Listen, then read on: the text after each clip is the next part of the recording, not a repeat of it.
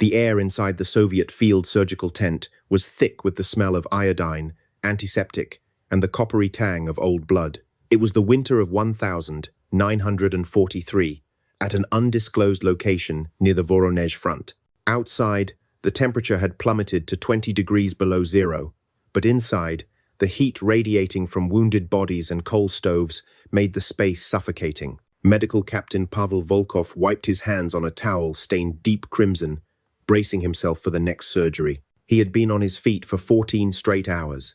To him, the line between life and death here was as thin as cigarette paper, but the case about to be wheeled onto operating table number 4 was about to tear apart every piece of medical knowledge he had ever learned at the Leningrad Military Medical Academy. The soldier brought in did not scream. He was silent, a terrifying silence often seen in men who have already accepted their own death. His records named him Alexei, a sniper, only 20 years old. He had not arrived by medical transport. Preliminary reports from the forward aid station stated that he had crawled, alone, over 2 kilometers through white snow to reach safety. When the nurses cut away the heavy winter coat, frozen stiff with blood and ice, a strange sight was revealed. There was no gaping wound from shrapnel, no mangled flesh from artillery. There was only a small, perfectly round puncture hole, sitting right in the center of the left chest, slightly offset toward the sternum. The edges of the wound were bruised and purple, no longer bleeding, a sign that the injury had occurred hours ago. The head nurse turned to look at Dr. Volkov with puzzled eyes. She reported that his blood pressure was 80/50.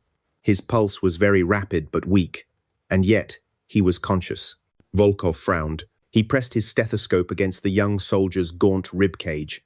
He waited for the hiss of a punctured lung or the gurgle of fluid injuries typical for a gunshot in this location. But he did not hear lungs. Instead, he heard something else. A strange, metallic sound, clashing rhythmically with every beat of the heart. Click, click, click. It did not sound like a leaking valve. It sounded like the Grim Reaper knocking from the inside. "Get him to X-ray immediately," Volkov ordered, his voice cracking slightly with tension. At this forward medical station, an X-ray machine was a luxury, usually reserved only for locating shrapnel in bone. But this time, he needed to see what was making that sound. Alexei, the young soldier, lay motionless on the cold imaging table. He opened his eyes, staring blankly at the canvas tent ceiling, trembling in the wind and snow. He whispered something in Russian, very quietly. An interpreter standing nearby leaned in to listen and reported back that the boy felt it moving. He felt it swimming in his chest. 15 minutes later, the dripping wet X-ray film was clipped onto the viewing light. The entire operating room seemed to hold its breath. Dr. Volkov stood frozen. On the grainy black and white film, nesting perfectly inside the shadow of the heart, was a clearly defined bullet head. It was not in the pericardium. It was not in the heart muscle. It was inside the right ventricle chamber. The bullet should have killed Alexei instantly by tearing an artery or destroying a valve. But by some miracle, or perhaps a curse, it had slipped inside the heart chamber and was now being thrashed around freely by the blood flow with every beat. Every time Alexei's heart contracted to pump life into his body, it simultaneously slammed the metal bullet against the delicate heart wall. This was not a surgery. This was a biological time bomb, and the fuse was the young man's own heartbeat. If his heart beat too hard, the bullet could be pushed into the pulmonary artery, causing a blockage and instant death. If he moved too suddenly, the bullet could tear the heart wall from the inside. Volkov looked down at his own trembling hands. He had never been trained to extract a foreign object from a beating heart. No one here had ever done that. The silence in the operating tent was broken only by the distant thrum of a diesel generator and the ragged, shallow breathing of the boy on the table. "Doctor." Volkov stood before the X-ray, his mind racing through surgical textbooks that offered no guidance for this nightmare. In 1943, cardiac surgery was in its infancy, a dangerous frontier, even in the most sterile, well-equipped hospitals of Moscow or London. Here, in a canvas tent shaking from the concussions of distant artillery, it was tantamount to murder. Volkov turned to his senior surgical nurse, Elena. Her face was pale, her eyes wide as she looked from the X-ray to the patient. They both knew the impossible choice they faced. If they left the bullet, it would eventually migrate. It could lodge in the pulmonary artery, suffocating Alexei instantly, or it could erode through the heart wall, causing a catastrophic hemorrhage. But if they opened his chest, the shock alone could kill him. To cut into a beating heart without a bypass machine meant they had seconds, not minutes, to locate the object and close the wound before he bled to death. "Get the field telephone," Volkov whispered, his voice dry. "Get me the chief surgeon of the front, now." The connection was poor, crackling with the static of winter storms and war. Volkov had to shout to be heard over the line, describing the position of the bullet, the metallic clicking sound, and the soldier's impossible stability. On the other end of the line, there was a long, heavy silence. The chief surgeon, a man who had seen every horror the Eastern Front could produce, seemed unable to comprehend the report. "A bullet in the ventricle?" The voice finally crackled back. "And he is talking to you?" "He is conscious," Volkov confirmed. "He is asking us to take it out." The order from headquarters was hesitant but clear. "Do what you must, Captain. He is dead if you don't. He is likely dead if you do. But we do not leave a sniper to die without a fight." Volkov hung up the phone. The weight of the decision settled on his shoulders like a lead vest. He walked back to Alexei. The anesthesia was beginning to wear off slightly, and the boy's eyes fluttered open. He looked at Volkov with a clarity that was unnerving. "Doctor," Alexei wheezed, a faint smile touching his blue lips. "It feels heavy, like a stone." Volkov gripped the boy's cold hand. "We are going to take it out, Alexei, but you need to know, this is not a simple procedure." "I crawled 2 kilometers, doctor," the boy whispered, gripping Volkov's hand with surprising strength. "I didn't crawl that far to die on a table. Cut it out." The decision was made. Volkov ordered the tent cleared of non-essential personnel. He doubled the dosage of ether. He selected his instruments not for delicacy, but for speed. They would not have the luxury of slow dissection. They would have to be brutal to be kind. He needed clamps, he needed rib spreaders, and he needed a plan to stabilize a heart that was thrashing like a trapped bird. As the nurse prepared the sterile drapes, a sudden alarm blared from the monitors of Volkov's own senses. The rhythm changed. The metallic clicking in Alexei's chest skipped a beat, then sped up. The bullet had shifted. It was no longer tumbling freely. It was beginning to obstruct the valve. Alexei's back arched off the table, his face turning a dark, violet hue as he gasped for air that his lungs couldn't process. "We are losing him," Elena shouted, reaching for the oxygen mask. "No time for prep," Volkov roared, grabbing a scalpel. "The bullet is blocking the outflow. If we don't open him now, he dies in 30 seconds. There was no time for prayer, no time to wait for the senior surgeon to arrive from the rear.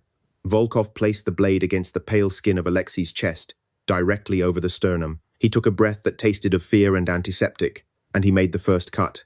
The war for Alexei's life had moved from the frozen fields of Voronezh to the bloody, beating center of his own chest.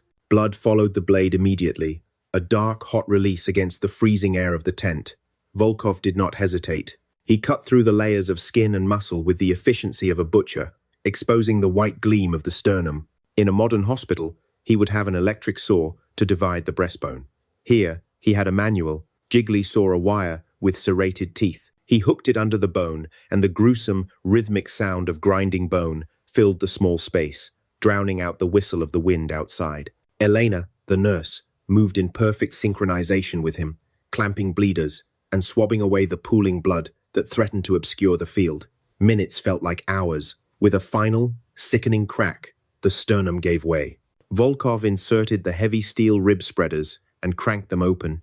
The chest cavity of the young sniper was laid bare. There it was, the heart. It was not beating with the steady rhythm of a resting man.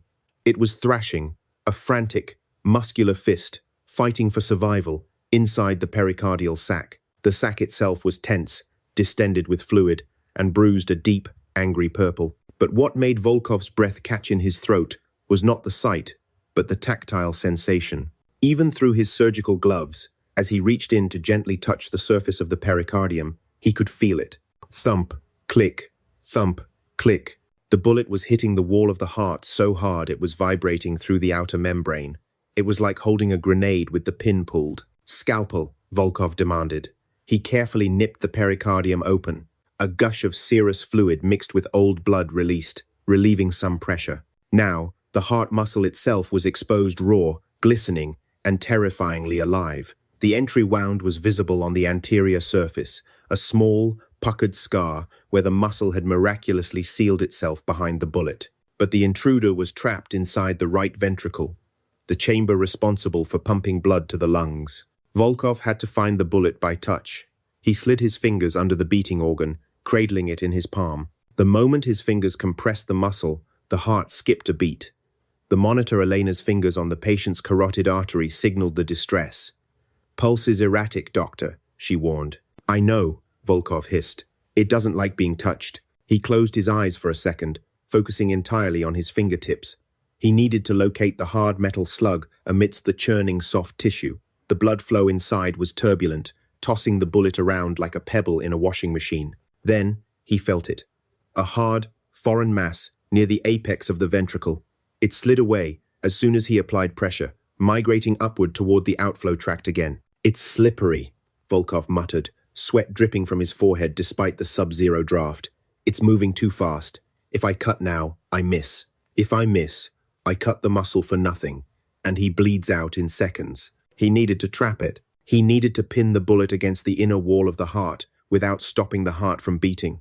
It was a physical impossibility. He had to manipulate the organ, squeeze it just enough to immobilize the object, but not enough to cause cardiac arrest. "Elena," Volkov said, his voice terrifyingly calm, "I am going to lift the heart. His blood pressure will drop to near zero. You keep the suction ready. Once I cut, I have one chance to grab it. One chance.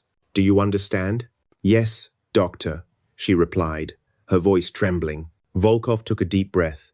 He reached in with his left hand, his fingers hooking around the apex of the heart. He squeezed.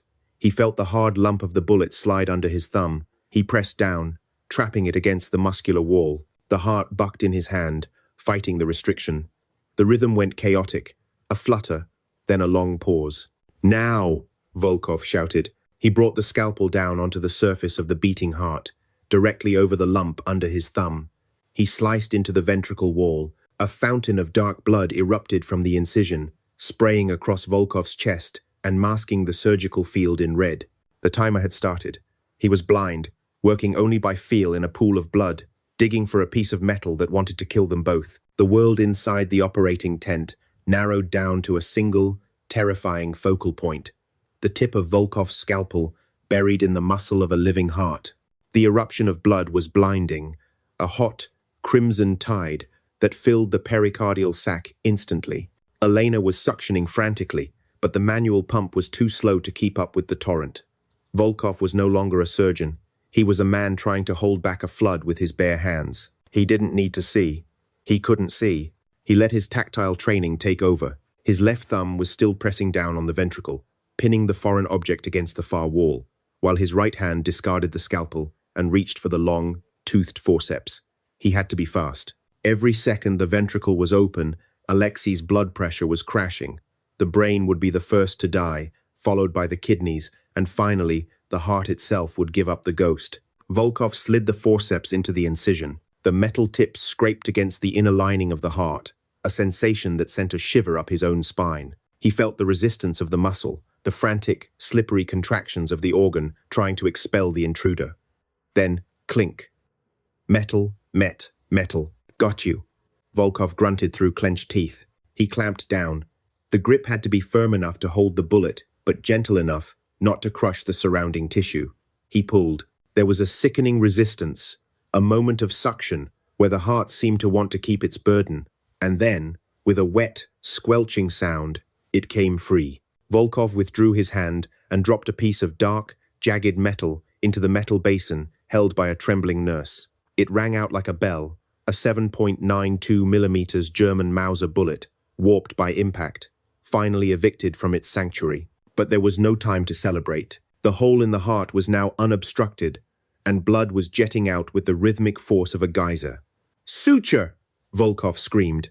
2-0 silk on a round needle. Now! This was the hardest part. Suturing a static wound is basic medicine. Suturing a hole in a heart that is thrashing at 120 beats per minute is like trying to thread a needle while riding a galloping horse. Volkov had to anticipate the rhythm. He had to drive the needle through the tough myocardium at the exact moment of relaxation, the diastole, and pull it through before the violent contraction of systole tore the thread out. He placed the first stitch. His hands moved in a blur, tying the knot with a one-handed technique he had practiced 1,000 times on canvas dummies, but never on a human heart. The bleeding slowed but didn't stop. He placed a second stitch, then a third. With each knot, the geyser reduced to a stream, then a trickle, then an ooze. Pressure, he ordered. He placed a warm sponge over the suture line and held it there, his gloved hand cupping the young soldier's heart. He could feel the rhythm changing again. The frantic, terrified beating was slowing down, but it wasn't a calm slow. It was a dying slow. The trauma of the incision, the blood loss, and the shock of handling had stunned the cardiac conduction system. The heart muscle, deprived of oxygenated blood for those critical seconds, was beginning to fail. On the monitor, the nurse gasped. Pulse is dropping. 40, 30. Doctor, he is going into arrest. The heart under Volkov's hand stopped its rhythmic thumping. Instead, it began to quiver like a bag of worms. Ventricular fibrillation. The coordinated electrical signals had collapsed into chaos. The pump had stopped. No, you don't, Volkov snarled. Not after all this. There was no defibrillator. There were no electric paddles to shock the heart back into rhythm. In 1943, in a frozen tent in Russia, there was only one way to restart a stopped heart. Volkov reached in with both hands. He wrapped his fingers around the quivering organ and began to squeeze. He became the pump. He compressed the heart manually, forcing blood out into the aorta, then relaxed his grip to let it fill, then squeezed again. Squeeze, release, squeeze, release. He was manually circulating the blood to Alexei's brain, buying time for the heart's natural pacemaker to reset. More ether, he ordered, though he didn't know if the boy could take it. Warm saline, pour it into the chest cavity. He massaged the heart for 1 minute, 2 minutes. Sweat was pouring into his eyes, stinging and blinding him. His forearms burned with lactic acid. The heart felt limp, a piece of dead meat in his hands. The silence in the tent was absolute, broken only by the wet sound of Volkov's rhythmic compressions. They were watching a man arm wrestle death, and it looked like death was winning. 3 minutes. For 3 minutes, Captain Volkov held the life of Alexei in his hands. Literally, to the observer, it looked barbaric, a man's hands deep inside another man's chest, rhythmically squeezing a bloody organ. But to Volkov, it was an intimate communication. He could feel the texture of the heart muscle changing under his grip. It was growing colder, stiffer. The oxygen starvation was beginning to take a permanent toll. If he didn't get a spontaneous rhythm in the next 60 seconds, Alexei would be brain dead, even if the heart started again. Adrenaline, Volkov croaked, his throat raw. Inject it directly into the ventricle, now. It was a Hail Mary pass. In modern medicine, this would be a calculated risk. Here, it was an act of desperation. Elena handed him the syringe with a long needle. Volkov didn't stop squeezing with his left hand. With his right, he guided the needle into the muscle he had just sutured, injecting the stimulant directly into the chamber. He waited. 1 second, 2 seconds. He squeezed again, circulating the drug. Suddenly, under his palm, he felt a twitch. It wasn't the chaotic vibration of fibrillation. It was a distinct, muscular heave, a protest. Stop suction, Volkov whispered. He withdrew his hands slowly, stepping back as if afraid to spook a wild animal. The heart sat exposed in the open chest, still and silent for a terrifying moment. Then it moved. A single, powerful contraction swept from the atrium down to the ventricle. Lub-dub. Then a pause. Then another. Lub-dub. The rhythm was slow, hesitant, like an engine turning over on a cold morning. But it was there. The pink color began to return to the gray surface of the myocardium. The violent quivering was gone, replaced by the beautiful, mechanical efficiency of life. We have a pulse, Elena sobbed, her professional veneer finally cracking. Strong, regular. Volkov slumped against the operating table, his knees nearly giving way. He looked down at his gloves, coated in the blood of the boy he had just brought back from the other side. But the war didn't allow for long celebrations. They had an open chest to close, and the risk of infection in these conditions was nearly 100%. Antibiotic powder, Volkov ordered, straightening his back and forcing his exhausted muscles to obey. Dust the entire cavity. We need to close before the shock wears off. Closing the chest was a brutal reversal of opening it. Volkov had to wire the sternum back together, twisting the steel loops tight until the bone edges ground together. He stitched the muscle layers, then the fascia, and finally the skin. The scar running down the center of Alexei's chest was angry and jagged, a zipper that held his soul inside his body. By the time the last bandage was applied, It was 4 in the morning. Alexei was still unconscious, his breathing assisted by a nurse squeezing a ventilation bag. They moved him not to the general recovery ward, which was little more than a row of cots on the frozen ground, but to a small partitioned area near the stove, usually reserved for the dying. Volkov sat on a crate next to the boy's bed, peeling off his gloves. His hands were shaking uncontrollably now the adrenaline crash.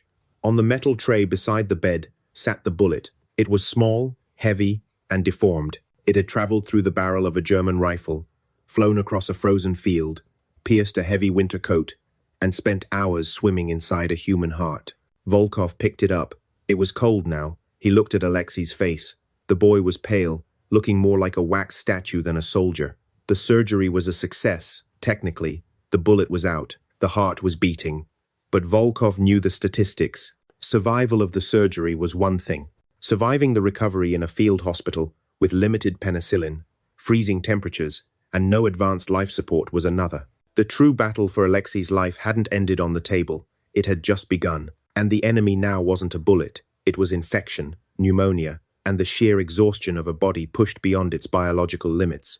Volkov lit a cigarette with trembling fingers and watched the rise and fall of the boy's chest, wondering if he had just performed a miracle or if he had merely prolonged a tragedy. The first thing Alexei felt was not relief. It was not the joy of survival. It was pain, a pain so absolute, so all-consuming, that it felt less like a physical sensation and more like a heavy, crushing weight sitting squarely on his chest. It felt as though an anvil had been welded to his sternum. When he tried to take his first conscious breath, the simple expansion of his rib cage sent a shockwave of agony through his nervous system that was enough to make his vision blur. He tried to scream, but no sound came out. His throat was raw, dry as sandpaper, and a tube was snaking down his nose. A hand gently pressed his shoulder down. It was Captain Volkov. The surgeon looked different now, older, his eyes sunken into dark hollows of exhaustion, his white coat stained with the dried maps of last night's battle. "Do not move," Volkov said softly. "Do not try to speak. You are alive, Alexei. That is all you need to know." For the next 48 hours, Alexei existed in a twilight state between waking and sleeping. The field hospital was a symphony of suffering. The moans of dying men, the clatter of metal instruments, and the distant, dull thud of artillery formed the soundtrack of his recovery. But the real enemy was no longer the Germans across the line. It was the cold. The temperature inside the recovery tent hovered just above freezing. For a healthy man, it was miserable. For a man whose chest had been cracked open and wired shut, it was a death sentence. Pneumonia was the ghost that haunted every bed in Ward 4. If fluid built up in Alexei's lungs now, he wouldn't have the strength to cough it out. He would drown in his own fluids within hours. Volkov knew this. He assigned a dedicated nurse, a young woman named Katya, to sit by Alexei's bedside around the clock. Her job was simple but brutal. Every 2 hours, she had to force Alexei to sit up, despite his agony, and breathe deeply. "Breathe, soldier," she would whisper, her voice stern but her eyes kind. "If you don't use the lungs, you lose them." On the third day, the crisis arrived. It wasn't the heart. The sutures holding the ventricular wall were holding strong. It was the fever. It started as a tremor in Alexei's hands, then escalated into violent, teeth-chattering rigors that shook the entire metal cot. His temperature spiked to 40 degrees Celsius. His skin, previously pale, flushed a deep, angry red. He began to hallucinate. In his delirium, he wasn't in a hospital bed. He was back in the snow, crawling, feeling the bullet swimming in his heart, feeling the cold steel of the enemy rifle against his neck. Volkov was summoned immediately. He checked the incision. It was red, swollen, and hot to the touch. Sepsis. The bacteria from the non-sterile environment, or perhaps from the bullet itself, had begun to wage war in the bloodstream. "We need penicillin," Volkov said, his voice tight. But this was 1943 on the Eastern Front. Penicillin was a miracle drug reserved for generals and heroes of the Soviet Union, not for 20-year-old privates in a field tent. The supply crates were empty. All they had were sulfur drugs, streptocide, a white powder that was effective but often toxic in high doses. "It's all we have," Volkov muttered, crushing the tablets into a powder and mixing them with water. "Hold him down." They forced the bitter mixture down Alexei's throat. Volkov then did something that made the nurses flinch. He took a large syringe and inserted it directly into the chest tube site, drawing out fluid to check for pus in the pericardium. If the infection had reached the heart sac, the pressure would stop the heart again, and this time, no amount of squeezing would bring it back. The fluid came out cloudy, but not purulent. Not yet. He has to fight this himself, Volkov said, looking down at the thrashing boy. We have patched the tire, but the engine is overheating. If his fever doesn't break by dawn, the heart will beat too fast and tear the stitches. That night was the longest of Volkov's war. He didn't sleep. He sat by the stove, watching the steam rise from a pot of boiling water, listening to Alexei's ragged, shallow breaths. Every hour, the boy would scream out in his sleep, his heart rate monitor a finger on the pulse, racing to a terrifying 140 beats per minute. Each spike was a gamble. Would the silk threads hold? Would the bruised heart muscle give way? Volkov took the bullet from his pocket. He rolled the heavy, deformed piece of lead between his fingers. It had failed to kill the boy once. Now, it seemed, the ghost of the bullet was back to finish the job. Volkov gripped it tight, silently daring death to come into his tent and take this patient. Not this one, he whispered into the freezing darkness. You have taken enough today. This one stays. Dawn broke over the Voronezh Front, not with a burst of sunlight, but with a grey, bruised lightening of the heavy clouds. Inside the tent, the change was subtle. The lantern light grew pale against the morning gloom. Captain Volkov, his head resting in his hands, was jerked awake by a sound. It wasn't a scream. It wasn't the rattle of death. It was a deep, shuddering intake of breath. He looked at the bed. Alexei was no longer thrashing. The violent tremors that had racked his body for 12 hours had ceased. The boy lay perfectly still, his chest rising and falling in a slow, fragile rhythm. Volkov reached out and touched his forehead. It was soaking wet, drenched in the cold sweat of a breaking fever, but the burning heat was gone. The fire in the blood had burned itself out.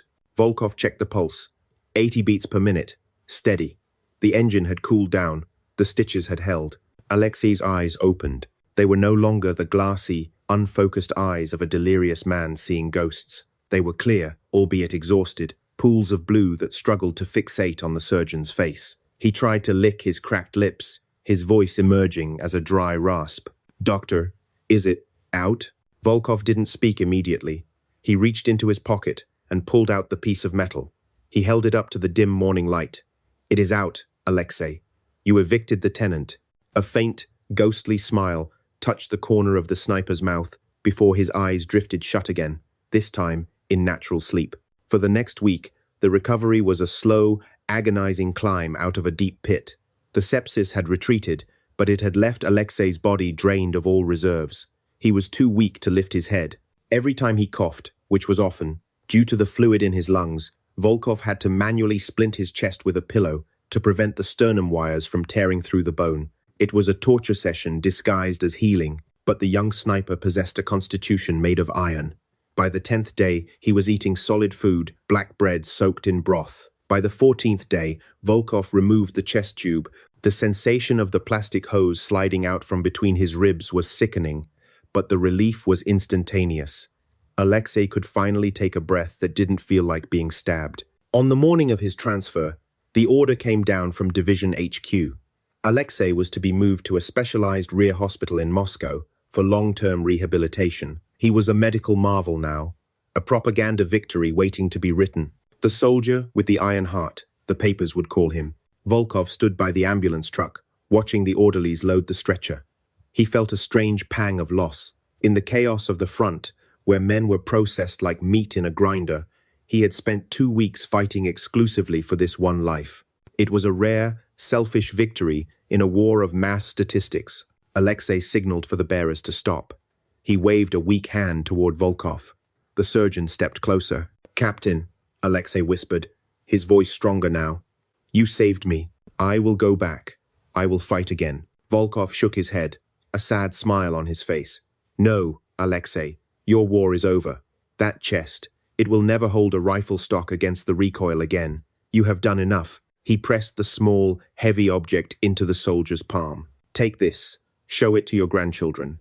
Tell them it is the only German who ever got inside your heart and lived to tell about it. The truck engine roared to life, spewing black exhaust into the freezing air. As the vehicle rumbled away down the cratered road, Volkov stood watching until it disappeared into the white curtain of falling snow.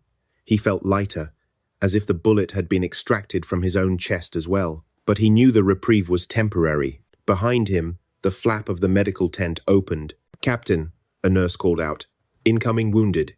3 men. Mortar shrapnel." Volkov turned back toward the tent. He wiped the snow from his face, took a deep breath of the freezing air, and stepped back into the blood and the iodine. The miracle was over. The job continued. The journey to Moscow was a 3-day odyssey through the frozen spine of Russia. Alexei did not travel in a cattle car with the walking wounded. He was placed in a specialized medical carriage, lying on a cot that absorbed the violent shuddering of the tracks. The rhythmic clacking of the wheels against the steel rails became a hypnotic metronome, replacing the terrifying metallic clicking that had once echoed inside his own chest. When the train pulled into the station, the contrast was jarring. The Voronezh Front had been a world of mud, blood, and grey skies. Moscow, even in wartime, felt like a different planet. There were buildings with glass still in the windows. There were electric lights. And most disorienting of all, there was no artillery. The silence of the city was not peaceful to Alexei. It was deafening.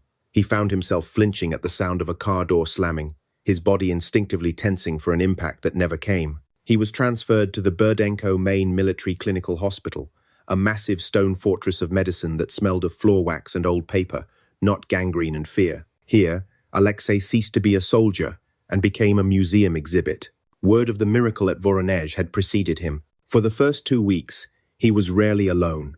Distinguished professors with silver beards and wire-rimmed glasses came to stand at the foot of his bed.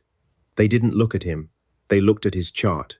They studied the X-rays sent from the front, the grainy black and white images of the bullet nesting in the ventricle like they were analyzing a rare painting. "Remarkable," one professor murmured, tracing the line of Captain Volkov's incision on Alexei's chest. "The suture technique is crude, but effective. To attempt a ventriculotomy in a field tent, it defies medical logic." Alexei lay there, shirtless and exposed, feeling like a specimen in a jar. He answered their questions politely. "Yes, it hurt. No, I don't feel it anymore. Yes, I am eating." But internally, a deep, cold chasm was opening up. He was being celebrated for surviving, but he didn't feel like a hero. He felt like a deserter. In the quiet hours of the night, staring at the high, molded ceiling of the ward, guilt would wash over him. He thought of his spotter, Dmitri, who had died in the snow 2 kilometers from the safety line. He thought of the other men in his unit who were still freezing in the trenches, eating frozen tinned beef and waiting for the next mortar shell. Why had the bullet stopped in his heart? Why hadn't it killed him like it killed the others? The bullet, which he kept in a small matchbox on his bedside table, became a heavy weight. He would take it out and hold it. It was just a piece of lead and copper. It had no malice, no consciousness.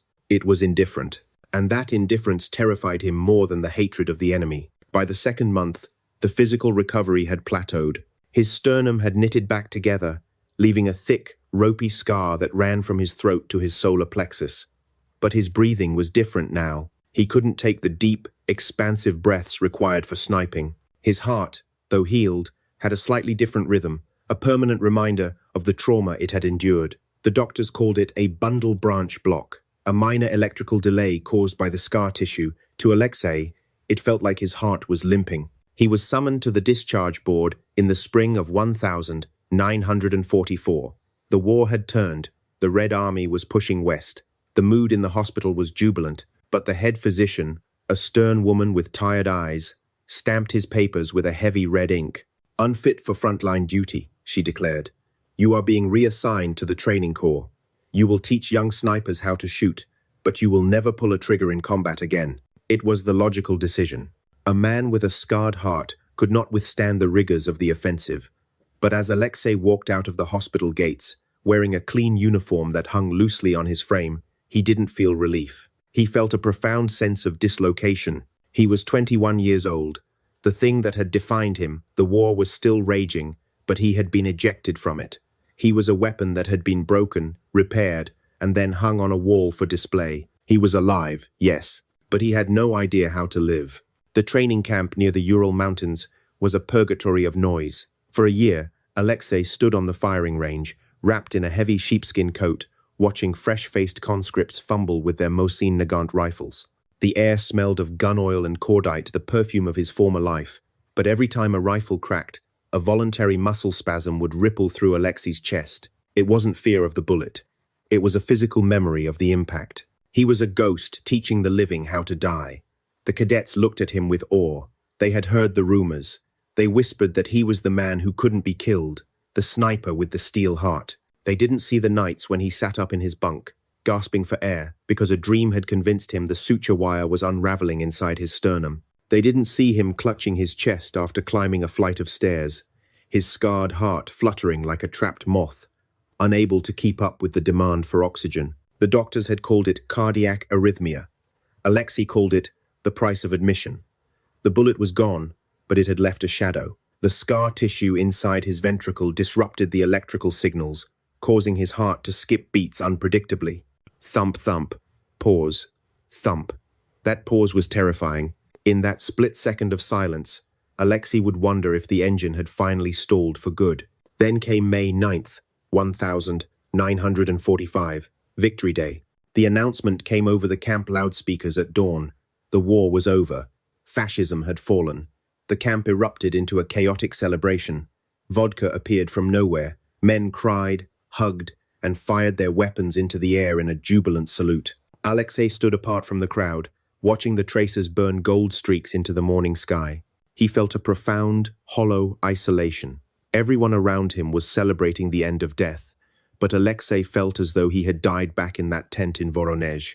And this version of him, this man with the wired-shut chest, was just an imposter living on borrowed time. He touched the pocket of his tunic where the matchbox sat. The bullet was still there. It was his only true companion, the only thing that understood the intimacy of his internal geography. That night, amidst the drunken snores of his barracks, a new torture began. It started as a faint sound in his left ear. Click, click, click. Alexei froze.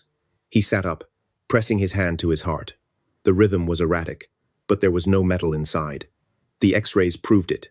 Captain Volkov had removed it, but the sound was real. It was distinct, metallic, and rhythmic. It was the sound of the bullet hitting the ventricle wall. He stumbled out into the cold night air, hyperventilating. He pressed his ear against a wooden post, trying to ground himself in reality.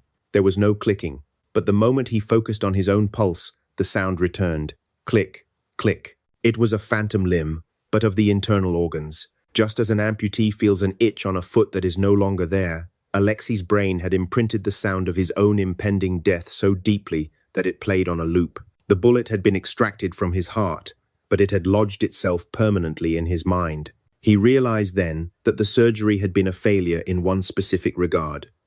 Volkov had cut out the metal, but he couldn't cut out the memory. The war was officially over, treaties were signed, and borders were redrawn. But for Alexei, the war had simply moved location. It had retreated from the trenches of Voronezh into the silent, dark theater of his own skull.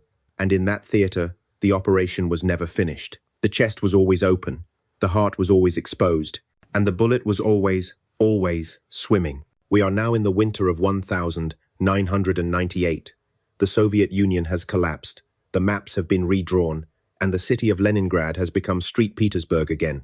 In a small, drafty apartment on the outskirts of the city, an old man sits by the window, watching the snow fall. It is the same snow that fell in Voronezh 55 years ago. Alexei is 75 years old. His hair is white, his hands are arthritic, but his back is still straight, a habit from the sniper corps that never left him. He breathes with a heavy, wheezing rhythm. The congestive heart failure, a long-term consequence of the damage sustained in 1943, is finally closing in. The doctors have told him his heart is expanding, the walls thinning out like worn fabric. It is tired. On the table beside him sits the small, yellowed matchbox. Inside rattles the 7.92mm bullet. He hasn't opened it in years, but he touches it every morning. It is his talisman. It is the proof that he cheated death, even if he had to pay a tax on his life every single day since. He never became famous. The propaganda articles were written, printed, and then forgotten in the archives. He worked as a mechanic, married a woman who never asked about the scar, and raised 2 sons who only knew that their father had heart trouble. He never told them about the crawling, the clicking sound, or the face of Captain Volkov. One night in February, Quietly and without drama, the clicking stops. Alexei passes away in his sleep. The scarred heart, which had beaten over 2 billion times since that surgery in the tent, finally rests. At the funeral, his granddaughter, a young medical student named Elena, finds the matchbox among his personal effects. She opens it and sees the deformed piece of lead. Beside it is a small, folded piece of paper, brittle with age. It is a discharge note, signed by a Captain Pavel Volkov, dated 1943. It reads simply, "To the man whose heart was strong enough to hold the enemy, and kind enough to let him go." Elena holds the bullet in her palm. She looks at the peaceful face of her grandfather in the casket. She realizes then that the history books are wrong. They measure war in miles gained, cities captured, and treaties signed. But the true history of war is written in the private, silent struggles of men like Alexei. It is written in the scar tissue, in the phantom sounds of the night, and in the quiet courage required to live a normal life after the world has tried to kill you. The bullet did not kill Alexei in 1943, but in a way, it defined every moment of the life he snatched back from the snow. He was the boy who crawled into a base to die, and the man who walked out to live. And somewhere, in the great silence that follows a life well lived, perhaps he and Captain Volkov are finally sharing that cigarette they never got to finish. If this story of medical impossibility and human resilience moved you, please subscribe to the channel. We dig through the archives of history to bring you the stories that time forgot, the stories of the scars that shaped our world. Let us know in the comments, do you think the trauma of war ever truly leaves a soldier, or does it just change its form? Thank you for watching.